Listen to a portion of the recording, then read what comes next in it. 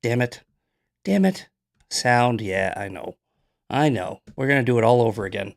Here we go. We're starting it over.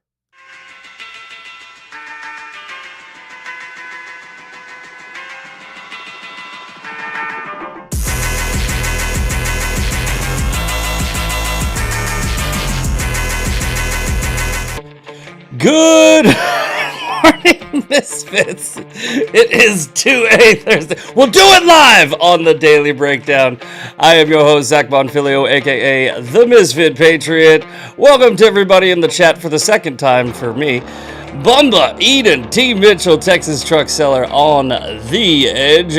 SM Dalton, 1776, Midwest Megamom, Hollywood, Cynthia Mangles, Texas, I already said that. Rhodes Head, Great Guy Gary, what's up, everybody? Yeah, I forgot to unmute myself. No big deal. Okay, let's go. Oh, that's the news. We want this. We want this one first. Oh, shoot, my volume is my volume way up? Nah, my volume's good. I think my volume's good. Yesterday, the volume actually on yesterday's show. Here, let's go full screen first. I was very pleasantly surprised. It seems like it's really loud. Hold on. Hold up. Right there. Check. Yeah, I gotta turn my headphones up. There we go. Oh, that's better. That's better. I gotta move buttons around. I still haven't figured that out. The problem when I have a guest, well, there's also a double audio problem, which I thought I got rid of. Yeah, I digress.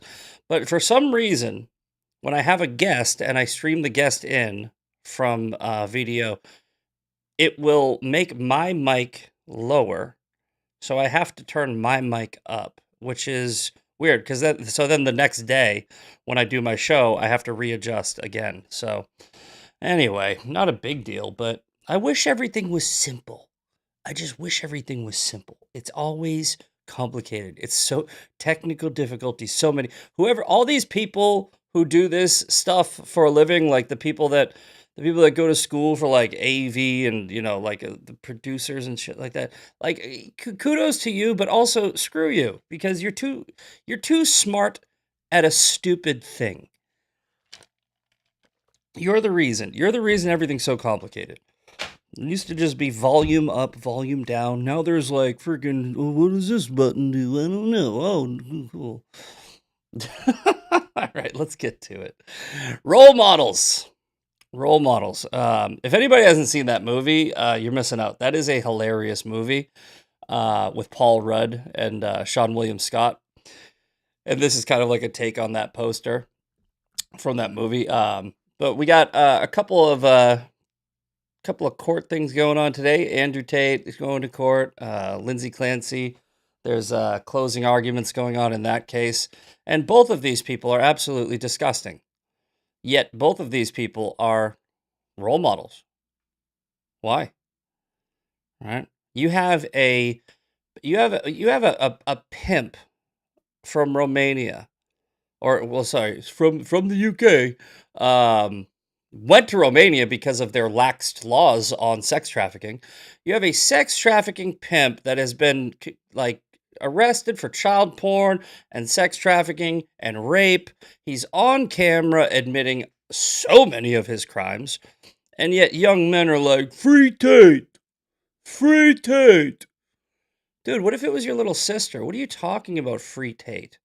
Look, yeah, yeah, okay, cool. Innocent till proven guilty. Cool. All right, innocent till proven guilty does not mean innocent, okay? Does everybody understand that? Everybody here understand that innocent till proven guilty does not mean you are innocent. It means you're presumed innocent under the law, right?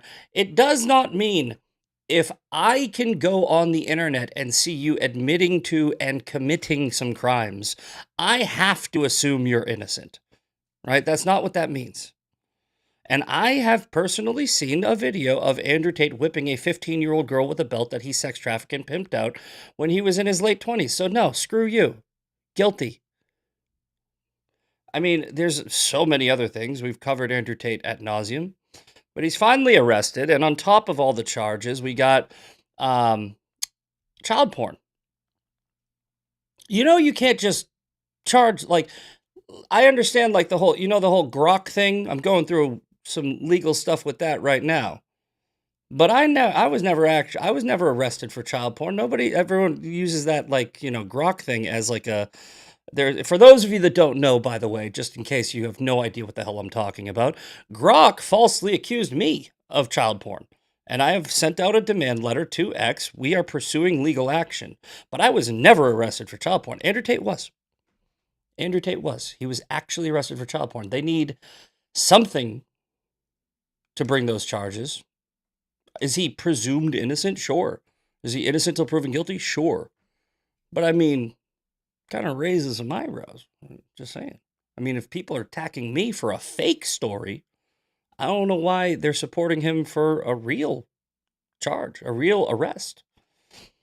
Anyway, I don't want to make this about me, but you got that. And then you got Lindsay Clancy. Lindsay Clancy is not arguing that she didn't strangle her 3 children to death. She's arguing that she was crazy. So, how are these people role models? You have Andrew Tate admitting to sex trafficking. You have Lindsay Clancy admitting to killing her children. You have Tyler Robinson admitting to killing Charlie Kirk. You have Luigi Mangione admitting to killing Brian Thompson. You have all of these awful people, and yet they are role models. The hell are we doing? Look, I'm not saying I should be a role model. I shouldn't, right? I'm a mess.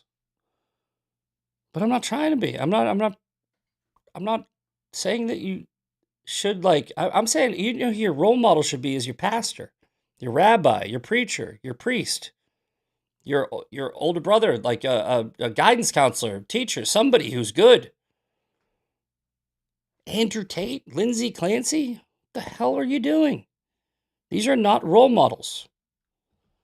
That's why I had no problem putting myself in that poster. I shouldn't be a role model either, but I definitely am not as bad as those two.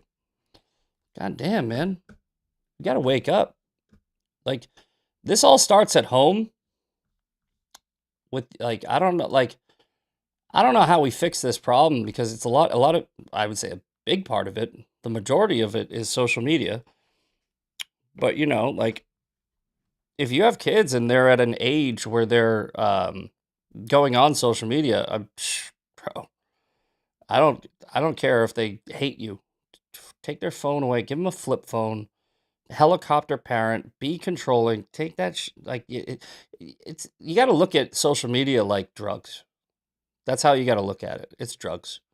It is a dopamine delivery device. It's drugs. It's insane. Well, so we'll get to that. We also got the news. Got some stories here. We'll touch on those. I want to start off with this, though. Hassan Piker. Guys, Hassan Piker is the left's Achilles heel. All right? Aim at that son of a bitch. Draw your bow and shoot it, right? And what do I mean by that? All right, well, first of all, this is just a montage of Milk Bar TV I saw this morning. I didn't watch the whole thing, but just let's run through this really quick. Yeah. She said I was similar to Nick Fuentes, and then turned around and said, actually, he's not anti-Semitic. Like, and I get close. It's like, Nick Fuentes is a Holocaust denier who openly loves Adolf Hitler. You can't, on the one hand... Are we getting double audio? We're getting double audio here. That was happening yesterday, too. Now I got to fix that again. Can't say, like, oh, this person is dangerously close to Nick Fuentes, and then turn around and be like, but he's not anti-Semitic. Like, what are you talking about? Nick Fuentes is an anti-Semite. Hey, someone needs to tell Hassan Piker that threatening the safety of Jews is never okay. It's all... By the way, Nick Fuentes, too. I don't know why I left him out. Why is he a role model? Right? Why is Nick Fuentes a role model? The dude sucks. He's a horrible person. Yeah, there was an echo. This should be good now. I'm going to have to... I had this audio issue all fixed, and I don't know what happened. I didn't change anything, so now I got to fix it again. Yeah, I muted the browser. It was coming through both. Why? They're freaking nerds. I just need you know what I need to do? I need to find a kid at Best Buy, right? One of those little Geek Squad kids. And I need to kidnap him and keep him in that closet right there. And then every time this happens, I'm just going to be like, hey, get up. Come on. Something else happened. Yeah, Nick Fuentes, another one, you know, Candace Owens, Tucker Carlson, all these people, these are quote role models, and it's just wild. Always anti-Semitic. You anti-Semitic filth. Candace Owens is anti-Semitic. I mean, she's waved the copy of the Talmudic Jew. She says the synagogue of Satan, all this stuff, right? Like very clearly anti-Semitic statements. I used to think that low IQ anti-Semitism is just something that Jewish people would say to counter the rising tide of people acknowledging Jewish power. Now I'm convinced it's real. And it has a name. That name is Candace Owens. Let me tell you. You know, Nick, and I've said this before, I have no problem saying this. I just always make sure I back it up with he's also retarded. Nick's funny. He's funny and he's good troll. Like, he's a really good troll. I'm a troll, I know. Like, he's an actual troll. He's not like these other people who, like, they just say wild stuff. That's not trolling. Nick is a good troll. Nick is a troll. You don't know you're being trolled. Nick is good at it, right? And he's actually trolling. Hassan Piker is not trolling. Hassan Piker is, like, actually serious. That's the thing. What he strikes me as. But Nick's also retarded, like, trans Nazi weird, like, you know, gay Mexican twink. So just add that in every time you talk about him. Nick strikes me as someone who was really bright in high school. Then he got a little bit of fame and he stopped reading books. And by the way, it is actually low IQ anti-Semitism, like you call it, to just go, oh, well, that's just all Jews. That's why I don't like Dave Smith. You often hear, oh, anti-Semitism is on the rise. I agree with that. Yeah. And I know that I'm blamed for it. He goes up there, says the money-changing Jews that run Jerusalem, they had to kill Jesus for telling the truth, just like they killed Charlie Kirk. Then he went, oh, and then they called him out and he said, I didn't say that. He said, me? Everyone eats hummus. I like hummus. What do you mean? They say I'm the #1 anti-Semite. That was a little intense. I think you are one of the leading fighters against anti-Semitism. I hate that he's funny, because he is. Nick Fuentes is funny. He's a piece of shit, okay? Like, he's a horrible person. He's a weird dude too. But he's funny. You gotta call a spade a spade. It's like, you gotta say, like, that dude's funny, because if you don't, then, like, you're not, you look like the stuck up person, right? Miso. Remember the miso strategy, right? For instance, see, I'm a troll. Like this is trolling. We'll get to this. This is going to be part of the 2A Thursday. I'm wearing my 2A shirt from, what was that chick's name? What is it? Vanny K. I still got to get that affiliate link for you guys. Miso is very simple. Mock, insult, shame, ostracize. See how I'm ostracizing Nick by saying, yeah, no. See, mock, insult, shame, ostracize. Remember that picture of Marjorie Taylor Greene with Code Pink? I changed it to Owen Schroyer. I am awesome at AI now. And I wrote, I heard MTG got hacked. This is trolling. It's funny. You have to use humor to bury these people. But back to Hassan Piker, right? Hassan Piker, he is the Achilles heel of the left. What was her name? Sean was telling me earlier. I think it was Dingle. Dingle. Let me see here. Yeah, Dingle. Debbie Dingle. She apparently made some, like, comments, like, snapping about Hassan Piker, and she said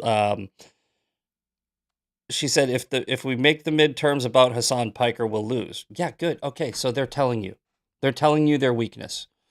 How do we deal with Hassan Piker? How do we drive that wedge? Well, you remember when Candace Owens met with Erica Kirk, and, like, the next day she jumped on her podcast and she seemed like kind of reasonable. She seemed like she was about to back off. She was kind of like, yeah, you know, this, and then her chat just came for her. Her chat was like, no, like, you know, like, and then audience capture took over. That's how we do it. You don't go after Al Saeed and the left for, supporting Hassan Piker. You go after Hassan Piker because he'll double down. He's the one with the audience capture sensationalist. He's not the politician. He's the weak one. You push that and you pick at that scab and you make him really, like, you just keep the focus on him. Just like go max on Hassan Piker. Right? Post everything he says, highlight all of his dumb stuff, and he will get caught up in the fame and the dopamine and the audience capture. We are exploiting somebody who deserves to be exploited, but we are exploiting somebody's weakness. Hassan's weakness is his audience, right? His audience capture, and not his supporters, his audience. Right? You push that, he will continue. And then the Democrats, they cannot divorce themselves from him because the DSA won't divorce themselves from him. And the Democrats won't divorce themselves from the DSA. That is their weakness. Exploit it. That's how we tie, we literally, Hassan is an anchor that you can tie around their neck. All right? So do it. Just wanted to give that little PSA for everybody, because as far as strategy goes, I'm pretty good at seeing how we can do it online, right? As far as political strategies and campaigns and stuff like that, I don't know. But as far as how you can really get people online to react, I'd say that my resume is pretty big. Okay. Now, all right. Let's get over to the news for a bit, and then we'll jump into the role models, featured. Yes, on the edge. Remember to go hit the like, y'all. Remember to go hit that like, y'all. How many people we got in here? Nice. All right. So, 30 people, people from more than 30 countries are missing after the flash floods in Nepal. We don't care. Okay, let's look at Lindsay Clancy. I guess we'll just mix the stories in because it's on the news. Key moments in the trial of Lindsay Clancy, the mother accused of murdering her 3 children. She admitted to murdering her 3 children. All right, closing arguments are set to begin today. Is the chat frozen? Is something up? Because I don't see it moving. I'll make sure we're still live. Am I just talking to myself here, or is something frozen?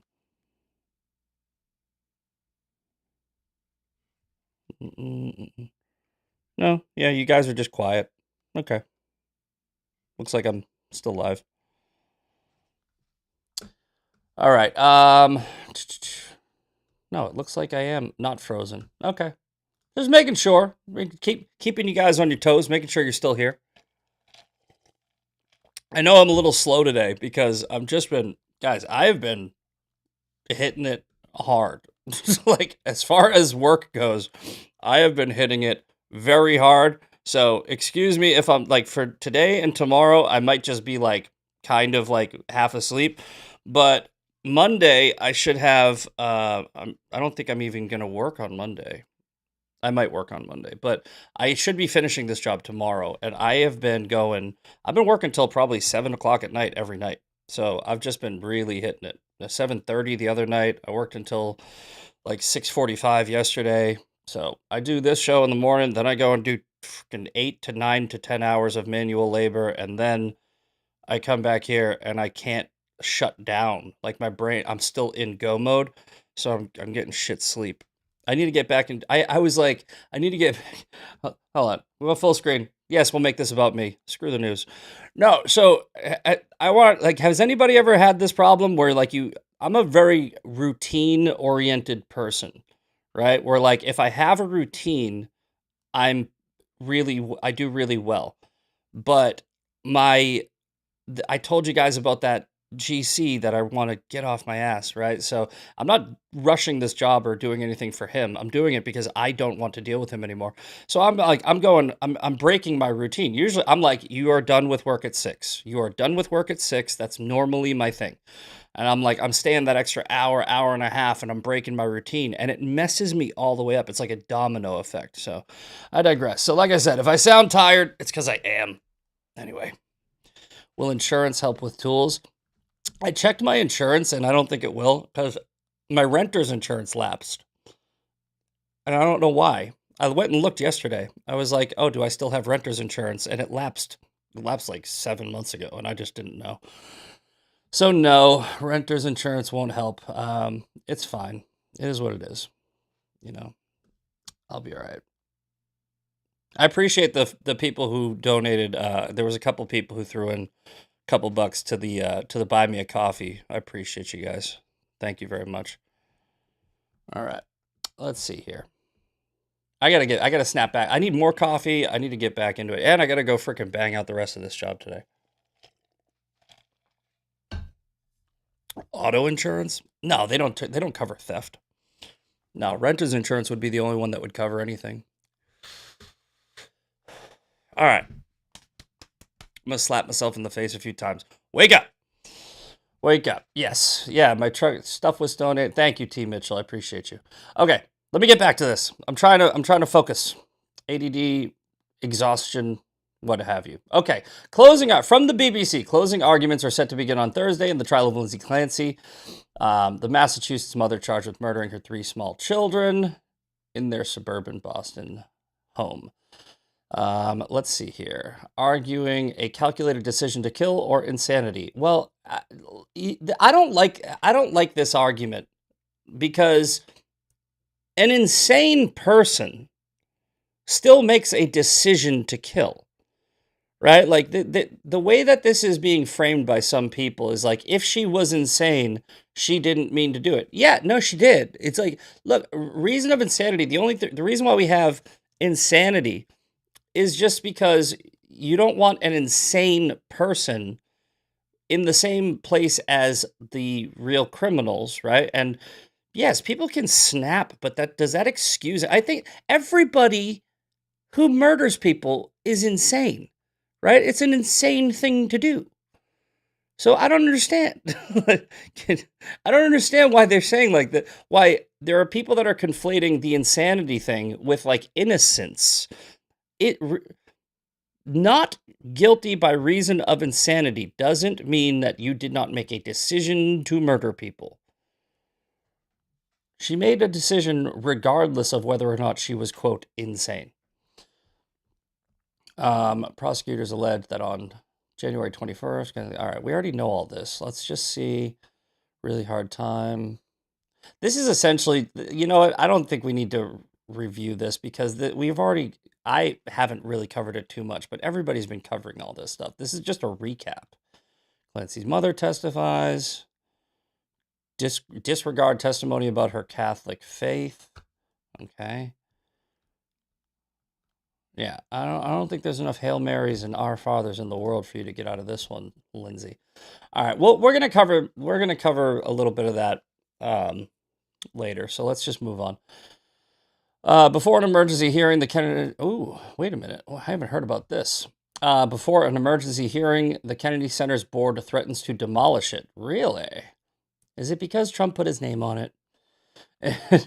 All right. So this is from NPR. In a legal filing, the board of the Kennedy Center said that the arts complex and living memorial to President John F. Kennedy may be torn down if its plans for a 2-year renovation and to add President Trump's name back on the complex do not move forward. The board called the Kennedy Center's embarrassing to the nation's capital and a sick and poorly run facility. Lawyers for the Justice Department also argued that the board and President Trump, who is named as the chairman, should be allowed to move ahead with the 2-year renovation that would shut down most of the complex performance venues and cost at least $250 million. That's not much. All right. If not, The filing said the center will deteriorate further into an unsafe, decrepit structure that would require to be taken down with the determination. Can you go in there? This is what I'm curious about. Is anyone allowed to go in there and film? Because I've heard a lot about the state of the Kennedy Center, but I've never seen anybody inside taking videos showing what it looks like. Because I've heard that there's like rats in there and shit. I've heard that it's just garbage. Like it's just awful. And this is why Trump wanted to renovate it. And then, the left lost their damn mind because God forbid Trump ever do anything. And this is just a big political thing. But let's say we go in there, somebody, citizen journalist, somebody, go in there and show it.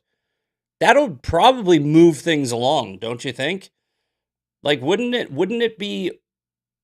make sense for somebody to go in there and show whether or not it actually needs to be renovated? Because if you had somebody go in there and see rats running around or, like the drywall falling off the walls, I think people would be like, oh, okay, Trump was right. Why haven't they done that? Has anybody figured that out? They all also want to destroy the ballroom. Yeah, they want to destroy the ballroom. Somebody didn't Gavin Newsom say he was going to blow it up or something? Like, what the hell is going on? This whole TDS crap it's getting ridiculous, man. It was ridiculous years ago, but it's like, dude, let Trump renovate the freaking Kennedy Center. What is the big problem here? I heard about this yesterday. There's going to be a bunch of people that make a bigger deal out of this than it needs to be, but John Radcliffe, I guess he secretively flew into Moscow, and there are people that are already like chirping like, oh, see, now Trump's gonna get us into another war. It's like, dude, that war's already going on, and it happened under Biden. So Radcliffe reportedly traveled to Moscow to warn Russia against attacking NATO. See, and here's the thing. If Russia was smart, that's exactly what they would do, right? If Russia wanted to drive a wedge on the right or in American politics, right, they would attack a NATO ally. I mean, think about it, right? Think about it. If we were forced into a situation where Trump had to either tell NATO allies, you're on your own, like I said, because you're not paying any money, or if we had to actually go in and intervene and put boots on the ground or get into a military conflict, then that would not be good, right?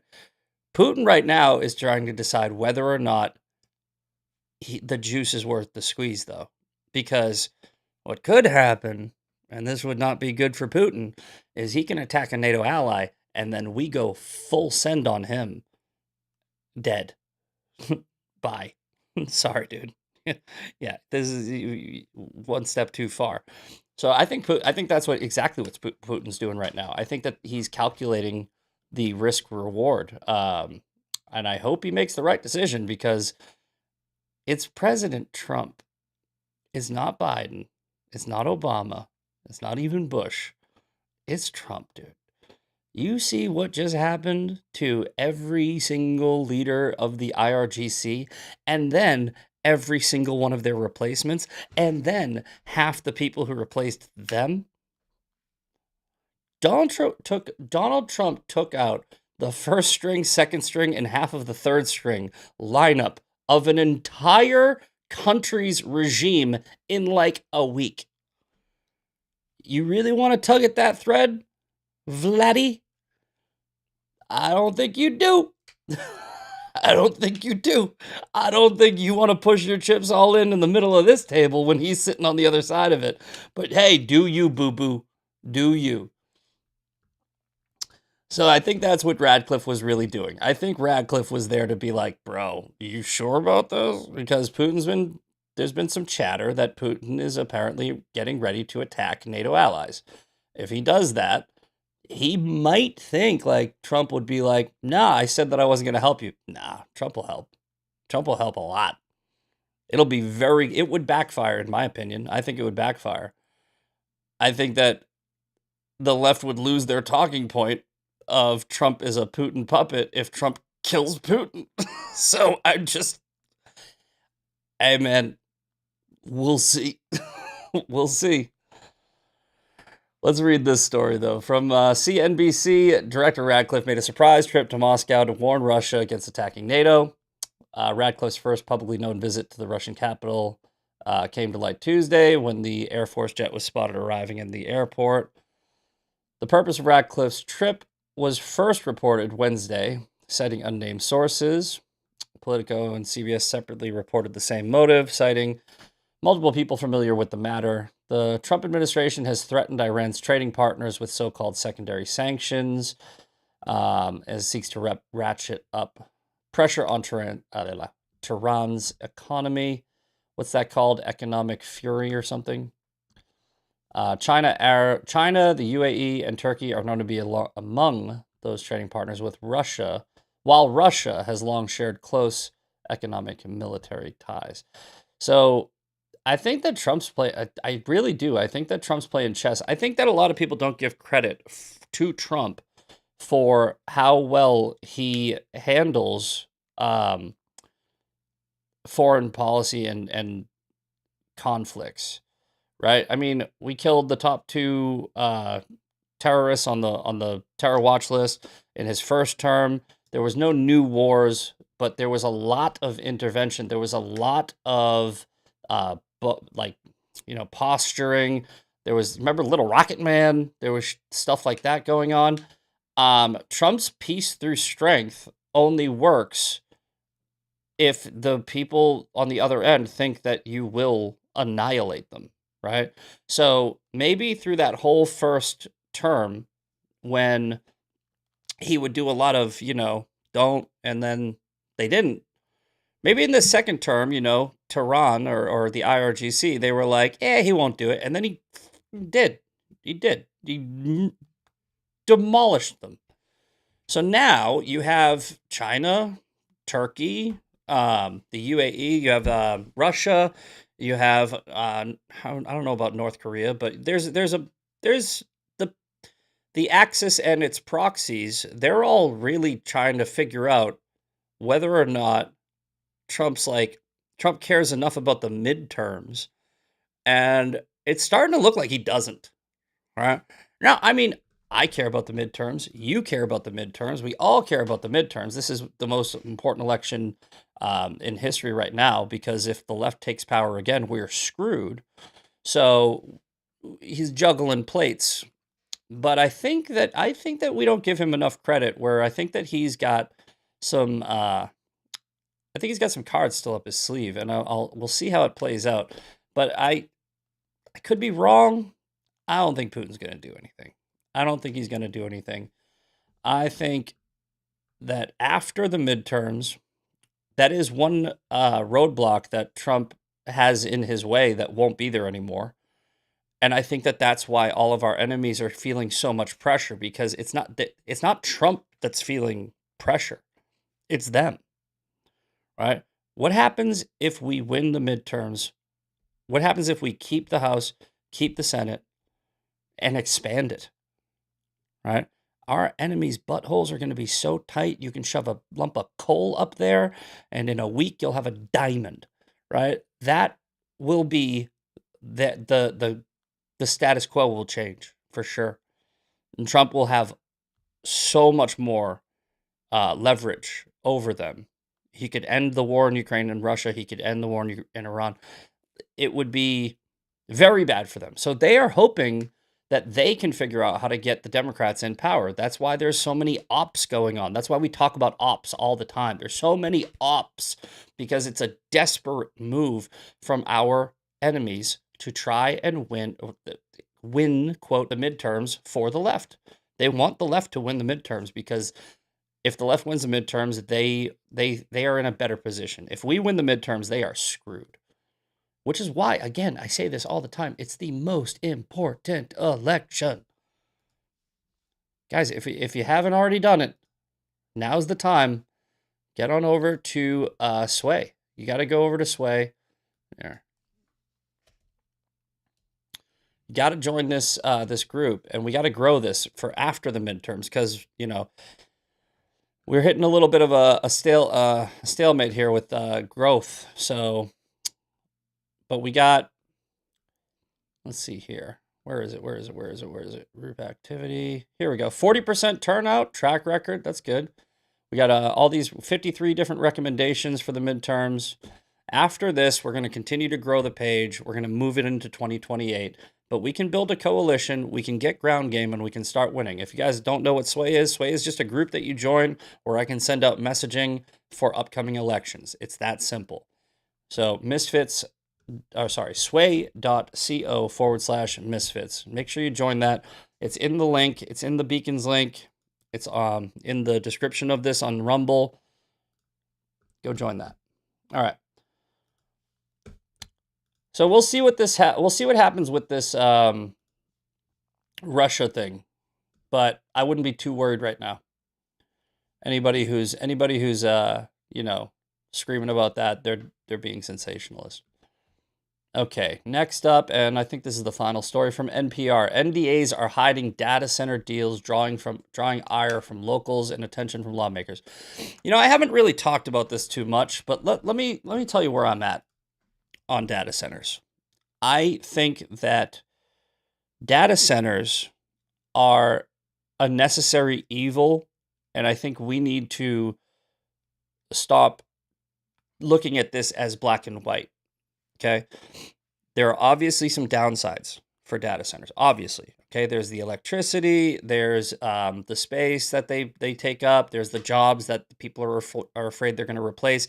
But this is kind of like saying, oh, when the automobile came out, if people didn't want automobiles because what about all my horses? I think that if we don't embrace data centers, at least, and I'm saying they need to be regulated, they need to be safe, they need to be protected, we need to put the necessary guardrails in place. I'm not just saying treat it like AI and just no regulation. I'm saying let's do it smart.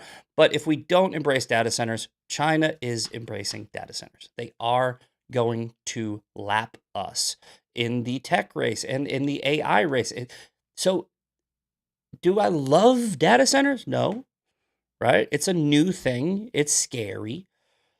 But do I think that if we put a stop to data centers, it would be good for us? No.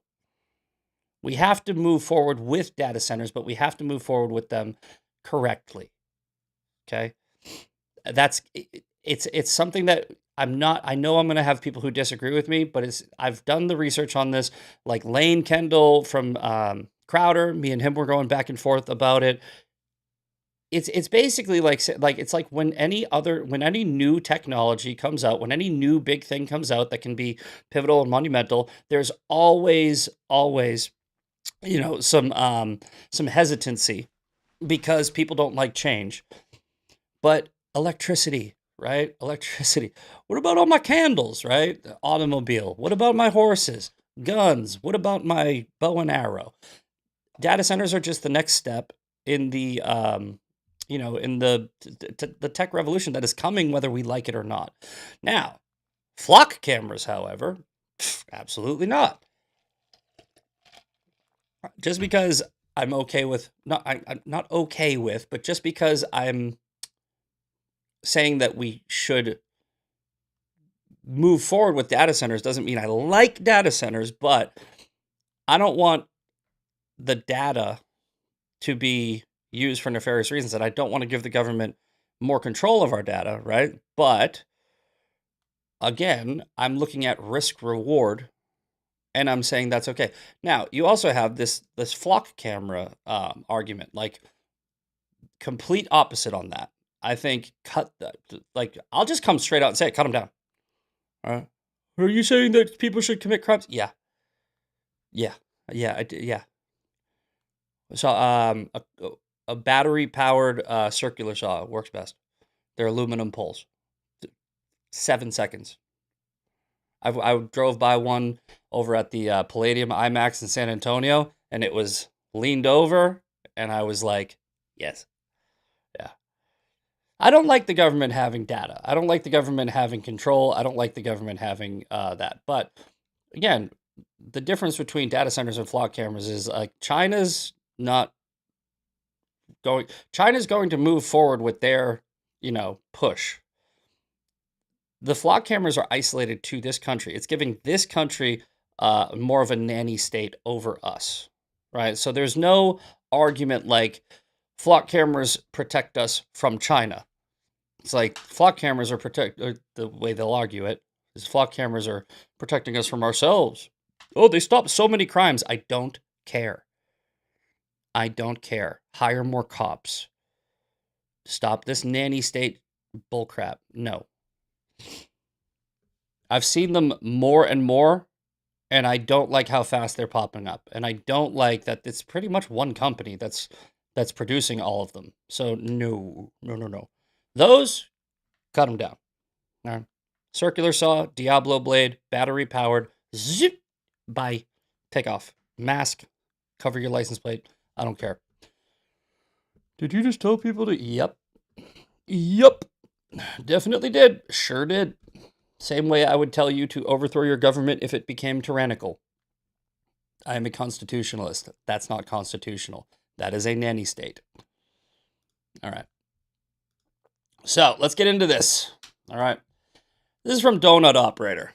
All right. So the FedEx driver, Tanner Horner, murdered a 7-year-old, Athena Strand, has been sentenced to death.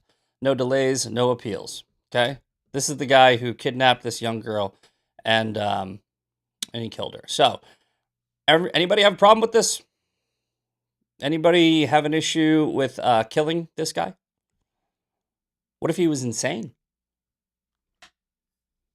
Ladies? Ladies? Wait a minute.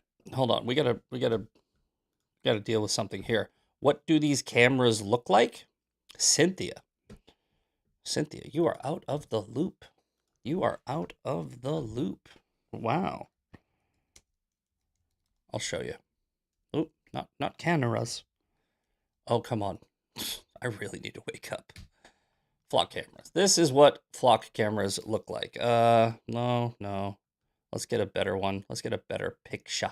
Here we go. That's probably the best one. They are usually just on a 3-inch aluminum steel pipe. There's a camera and the solar panel. They're very, very crappily put into the ground. They're not put in the ground with concrete usually. They're usually just stuck in with a post digger, or sorry, a post setter. So, I mean, if you push them hard enough, they could even tip over. But yeah, these things, absolutely not. These things, Oh, sorry. Oh, son of a bitch. Sorry, guys. Didn't even have it on the screen. These things. This is a flock camera. Somebody spray painted. Let's go and find another one. Where was that other one I had? It was up there, but I'm seeing if I can. Yeah, here you go. This is perfect. This is what a flock camera looks like. Right here. Right here. These things. Battery powered.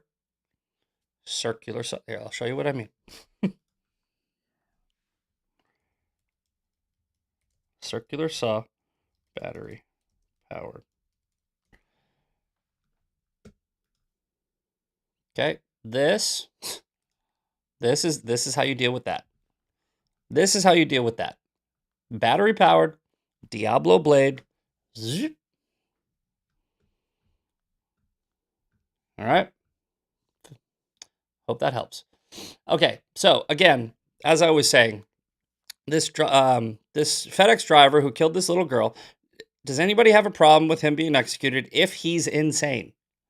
Right? Because I think that you need to be insane to kill a little girl. Right? Anyone have a problem with that? Nobody has a problem with putting this guy to death. I don't have a problem with it.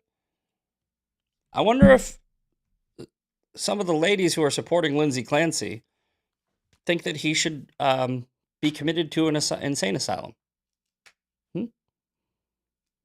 Doubt it. I doubt it. I bet you they'd say, no, that's different. How? It's a grown person, an adult killed a little child. Okay? Lindsay did that 3 times. You don't understand. He didn't get postpartum. I don't care. Shut up.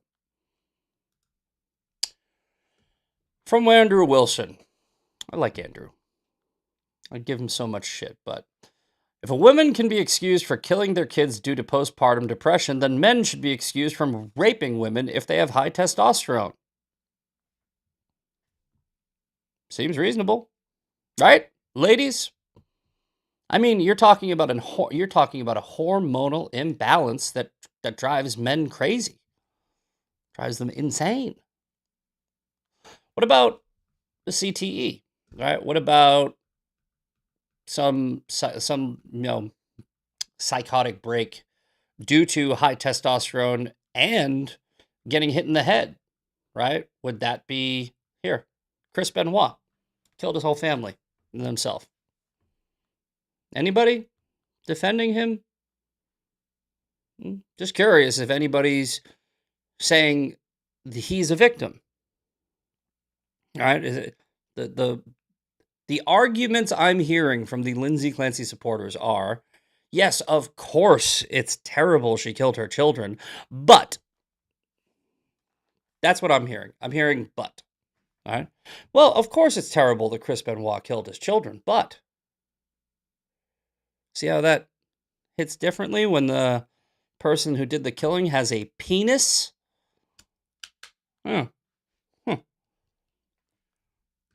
Something tells me y'all are full of shit. Okay, and let's see here. What was the other one? Andrew Tate. I have it somewhere. It's somewhere. Here we go. So Andrew Tate has a bail hearing today. I don't think he's going to get bail.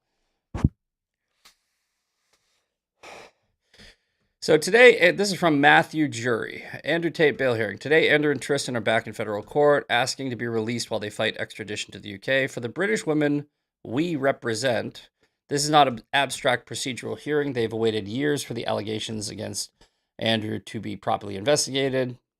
The brothers were arrested in Miami following a provisional arrest. UK prosecutors say they should remain here because they present a flight risk. They definitely do. They point to the Tate's international connections, resources.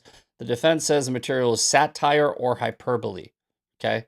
This is what Andrew Tate's lawyers are using as a defense for all of the things that he has said online, essentially admitting to the crimes that he is accused of. They're saying, he was just kidding. Right? And the way they're backing that up is his own lawyers are outing him as a fraud. That's his defense. His defense is it's obviously satire because look, they rented those Bugattis. They're fake. They're grifters. That's his lawyer. His lawyer. That's their defense. So I don't think it's going to work out. But yeah, this is from the New York Post. The Tate brothers humiliatingly admit their lavish show of wealth is fake play for social media clout. This is a bold strategy, Cotton. Let's see how it works out for him.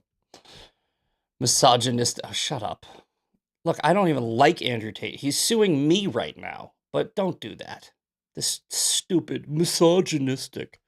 Shut up. Misogynistic influencers, Andrew and Tristan Tate, have been forced to admit the embarrassing truth that their flashy display of opulence, including a $50 million super yacht, were faked for online clout. Lawyers for the infamous brothers were in federal custody. Said the pair's social media flexing was theatrical and a cheap con to burnish their image as ultra-wealthy playboys. The duo's video often features a $2.1 million Aston Martin and a pair of Bugatti sports cars, worth a combined $12 million, but all 3 cars were rented props, their legal team said. The $50 million super yacht they also show off doesn't belong to the Tates. In documents state, explaining why they received payment to promote the ship on social media. This is crazy, man. Imagine, this is hilarious. Because let's say his lawyer is lying and Andrew Tate actually is like this, big lavish playboy, right? That would be grounds for disbarment. So I don't think that's a possibility, but it might be. You never know. His lawyer's pretty retarded. Now, let's say that his lawyer is not lying. His lawyer is outing them while they're in jail, essentially ruining their entire reputation. So even if by some miracle they were able to get out, they're outed. So he's destroying his own client's image in a Hail Mary attempt to get him off for sex trafficking, child porn, rape, what have you. Bruh. So funny. So funny. And you know what the funny thing is? The funniest part is Andrew Tate's suing me for saying that. Who's suing me for defamation for saying what his lawyers just said is true. So yeah, he's a fake ass grifter and he's a freaking pedophile pimp. Come at me, bro. But these are not role models, guys. These are not role models. These are grifters. You are being scammed all the time. And like I said earlier, social media, that's a big part of it. That's a big part of it. But I don't understand why I need to tell you that. That's obvious, right? It's obvious. You know it's not obvious? This one actually kind of surprised me. Greg Bavino just sat down with Tucker Carlson. This is where the op gets interesting. The op gets real interesting when you see stuff like this. I sat down with Tucker and told him today what they didn't want said out loud. I was removed by the status quo bureaucrats for going hard. The war should be fought on American soil. You are being gaslighted. I think it would be gaslit, Greg. They want you to think mass deportations are happening. They're not. It's theater. Watch the interview, then decide which movie you're in. Okay.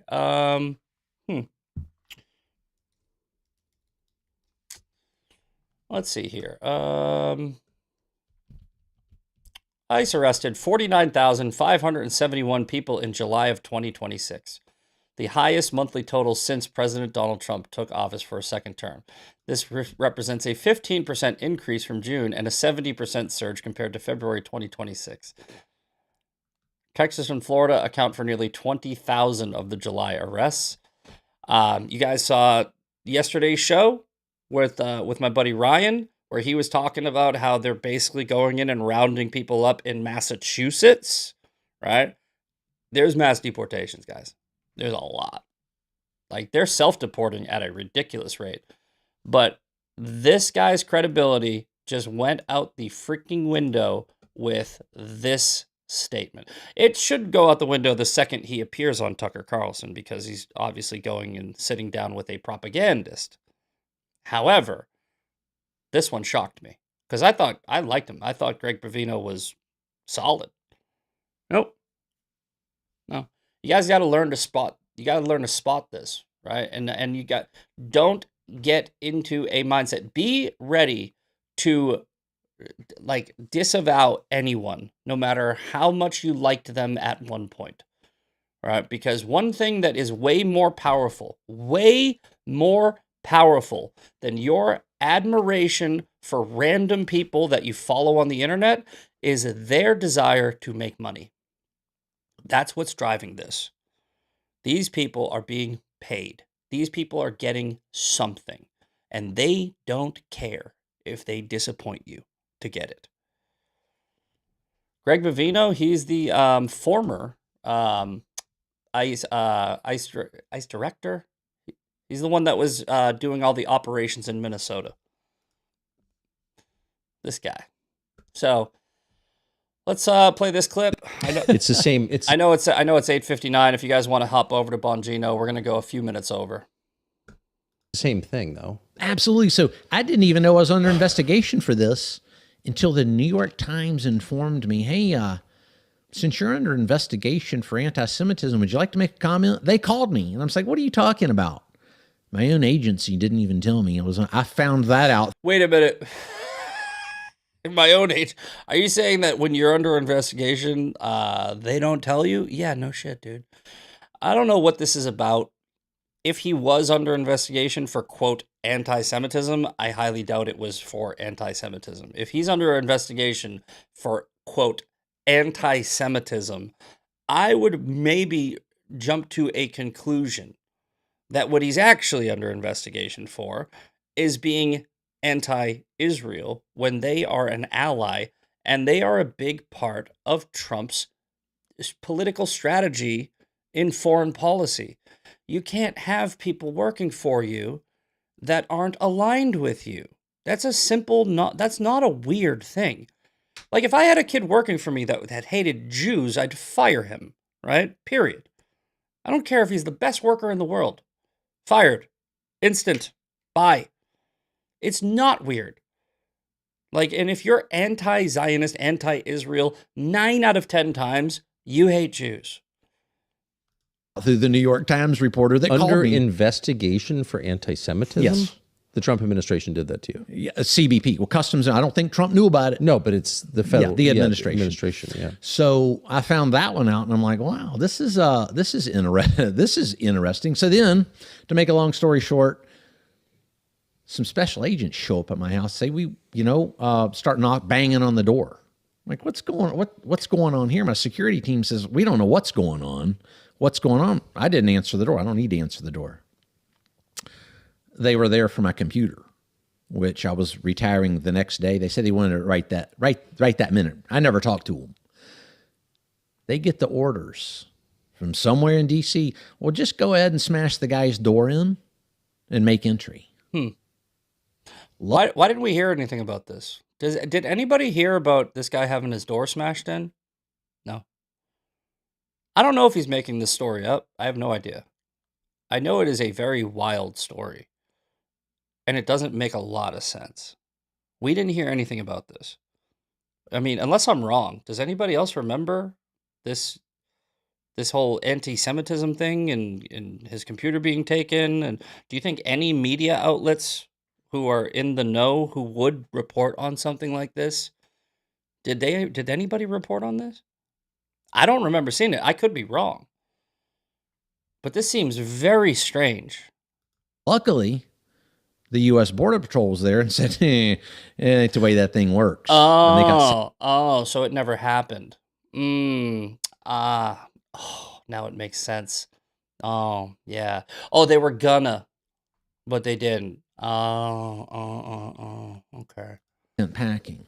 That was what was happening there. It's time to retire. This is so crazy. I can hardly... And it is crazy because it's probably bullshit, Tucker. I mean, as far as I know, you didn't do anything other than believe the campaign promises the rest of us believed in 2024 and thought, okay, here's a chance to do what voters have asked their government to do. Yeah, hey, oh my God. That story's bullshit. You know what else is bullshit? This poll. Thomas Massey, thoughts on this poll? It's funny how you can always make these connections very quickly if you know how to.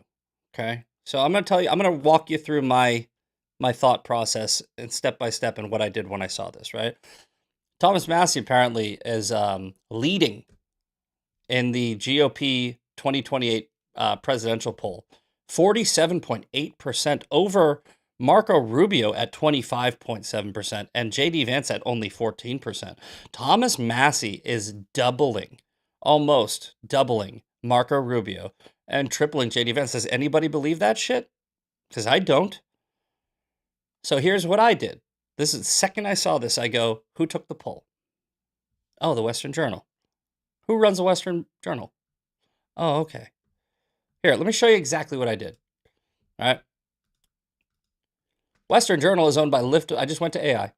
Western Journal is owned by Liftable Media. It was founded by conservative political activist and consultant Floyd G. Brown, who has been identified as its publisher and a key figure behind the company. Kennedy Center dismissal. Brown briefly held a senior fundraiser position at the Kennedy Center in 2025, was dismissed after CNN asked questions about his past statements. Brown said he had been fired for his Christian beliefs on marriage and said those views did not affect the workplace conduct. The Kennedy Center did not immediately give a public response. Floyd Brown, truth, as only General Flynn can dish it. Donald Trump, remember who your real friends are. You guys seeing it? Do you guys see this? Do you guys see what's going on? You see the network? Do I need to remind everybody about General Flynn? Here. Flynn, foreign agent. Guys, I'm not, I'm not really putting a bunch of yarn on the wall with thumbtacks. This is not that complicated. It's a very small amount of yarn I'm using. General Flynn is being paid $100,000 a month as a foreign agent for a Putin ally. Wake up. This whole network, Matt, the woke right, the Joe Kents, the MTGs, the Tuckers, the Flynns, the now Bavino, now apparently, they're all using their script. They got talking points. Who's paying them? I don't know. Can I guess? Yeah. I can guess it's our enemies. The new axis, as James Lindsay said on my show. It's a top-down, from the threat pyramid, a top-down network starting with CCP, NWO, the New World Order, CCP, globalism, communism, what have you. And it works its way down into our political system, and these people are all, it's like a pyramid scheme. They're just getting recruited to sell a product. Learn how this works so you can spot it. Okay, we are 6 minutes over. I got to get to work, so we're going to make this quick, but it is 2A Thursday, so I wanted to bring a couple of 2A related and kind of not related stories. We'll get through these quick, and then we'll do the shout-outs, and then we will raid Bongino if you're still here. If you've already gone over there, that's fine. I love Bongino, so I'm not going to be too mad at you. But from the Gun Owners of America, breaking. The ransomware gang Keelan claims to have hacked the ATF. It's unclear what data, if any, was stolen, but ATF HQ maintains a registry of more than 1 billion guns and gun owners. That's not good. From Carl Higbee, all the more reason not to keep a record of our guns. I agree. There shouldn't be a registry, right? We'll see how that works out, but here's the full statement, the ATF's full press release. It's still unclear what data hackers obtained. The Bureau of Alcohol and Tobacco and Firearms is responding to a cybersecurity incident after affecting a standalone system. The impacted system operates separately from the ATF Enterprise Network, and there's no indication that the incident has affected the ATF Enterprise Network. Upon discovery of the incident, ATF immediately terminated connections to the affected environment. ATF is coordinating closely with the Department of Justice to investigate. Senior department officials have designated a major incident under applicable federal guidelines, and required notifications have been completed. The incident has not affected ATF's ability to perform missions. All right, so they're saying it's not a big deal. It's a pretty big deal. We'll see what happens with that. Another story, like I said, not kind of gun related. This is wild. I didn't break that door. How's the authority? So let me set this up in case you're listening. The police are going in to serve an eviction notice to a man who won't leave, and he uses a flamethrower. Again, not a gun, but I would consider it arms. Yeah, this is the right to bear arms. This is a flamethrower would be under arms, so I guess it's still Second Amendment. Watch this. No.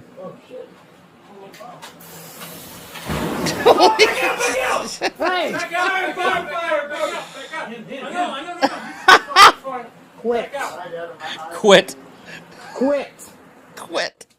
Dude, what? Hold on, what was this? Dude, first of all, the dude is just sitting there in a chair, naked, maybe naked, he's got socks on. And then out of nowhere, he just goes, fuck you. Dude. What?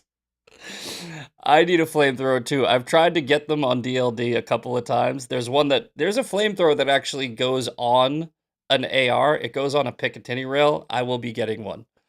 I can't believe they didn't shoot him. Somebody in the chat goes, that's a good way to get shot. I can't believe they didn't shoot him. The officer goes, quit.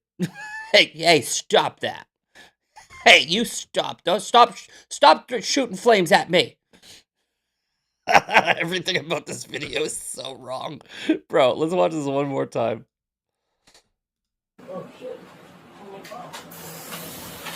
Back out! Hey! Back out! No, he's fine. No, he's fine. No, he's fine. He's fine. He's just got a freaking flamethrower. All right, and finally, again, not necessarily 2A related, but kind of. Yeah, don't. Justin, Israel unveils plan to develop weapons capable of striking targets on Earth from space. MTG is going to be doing a backflip over this one. Yes, Jewish space lasers are apparently a real thing, so that's nice. All right. So I think we got through everything we did. We got through everything. So it is time for the shout-outs, and then I am off to work. I'm going to be hustling today and tomorrow. Ugh. Yeah, whatever. Well, it'll... I'm so tired. Okay, let's get Dan.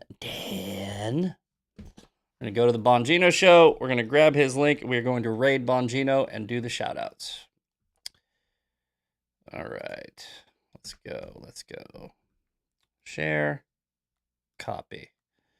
Okay, you guys know the drill. I'm going to drop this raid, and then I will shout you out until the raid is final. You can click the link at the top of the chat and jump right over to Bongino. You don't have to go and search for him. And then I'm off to work. Confirm. Beautiful. Okay, we got T. Mitchell, Hollywood, Cynthia Mangles, Bumba, Rhodes Head. Let's see. N. Payne, 217, Maga Mom. On the Edge, Eden, Film What Matters, Samuel. And let's do two more. Fernaz Fardus. One more. Who else we got in here? EO Cox 224. All right, boys and girls, I will see you tomorrow for Freedom Friday. Peace.